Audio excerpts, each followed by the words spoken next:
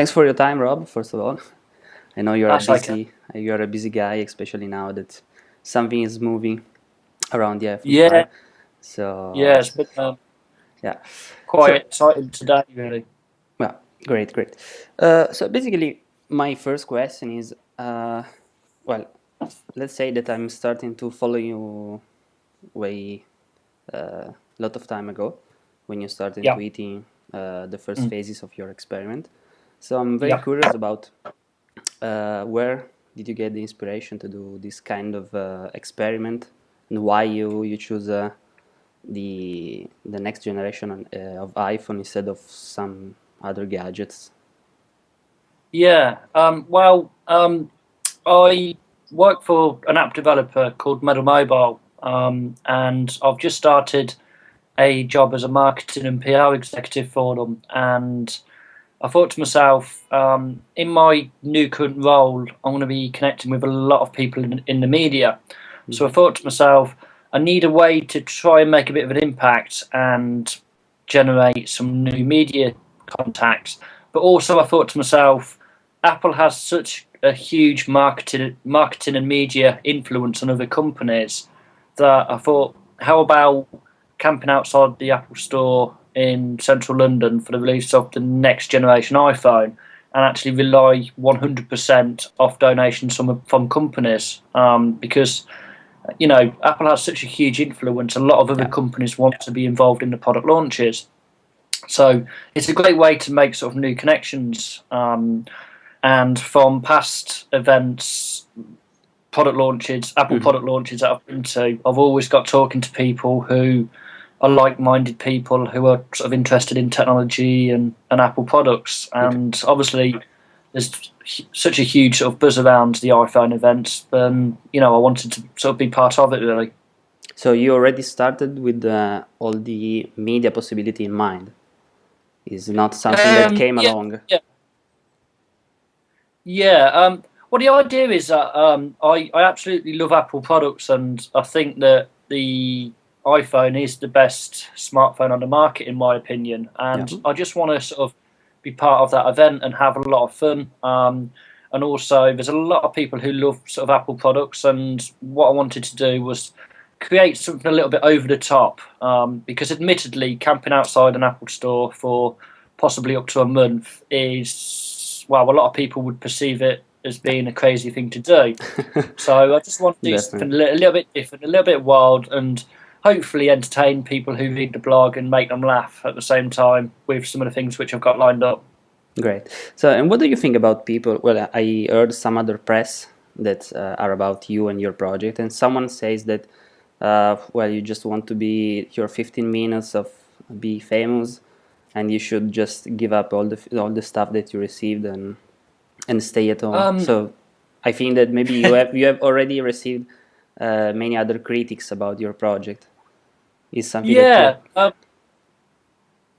yeah, please. yeah. To be honest, sorry, the lines wasn't too good then.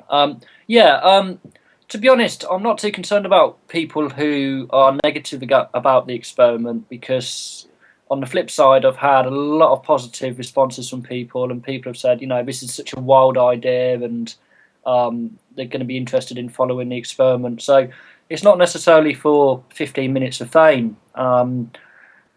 The media connections who I'm going to hopefully, sorry, the media people who I Mhm. will hopefully connect with regarding, sorry, surrounding the experiment, hopefully I'll be able to use those contacts long term.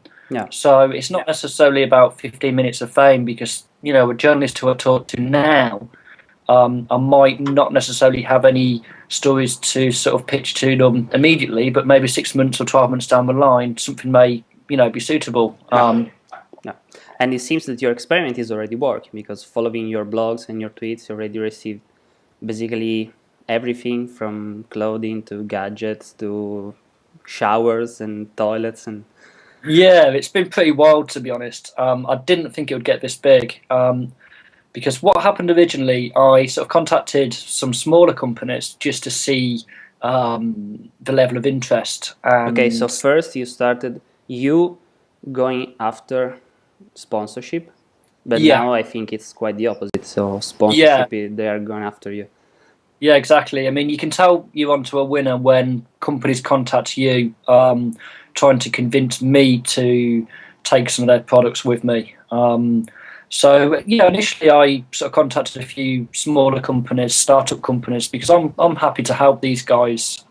Because I think, if you can help somebody out, then maybe further down the line they may help you out in return. And it's the way I like to work.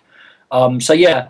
So from there, once I got a few companies on board, I sort of used those companies to add credibility to the experiment, to basically say to other companies that this experiment is very, very real and it's going to happen.